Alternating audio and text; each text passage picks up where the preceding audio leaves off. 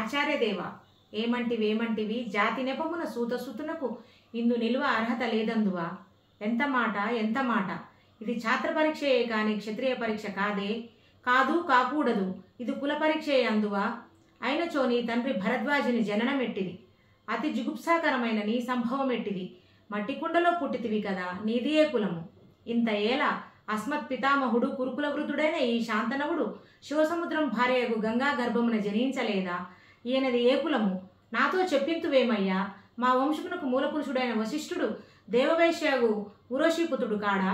అతడు పంచమజాతి కన్యగు అరుంధతి అందు శక్తిని, ఆ శక్తి చండాలాంగన యందు పరాశరుని, ఆ పరాశరుడు పల్లెపడిచైన మత్స్యగంధి అందు మా తాత వ్యాసుని, ఆ వ్యాసుడు విధవరాండ్రైన మా పితామహి అంబికతో మా తండ్రిని, పినపితామహి అంబాలికతో మా పినతండ్రి పాండురాజును, మా ఇంటి దాసిచే మీతో ధర్మ నిర్మాణచరుడని కీర్తింపబడుతున్న ఈ విదురదేవుని కనలేదా.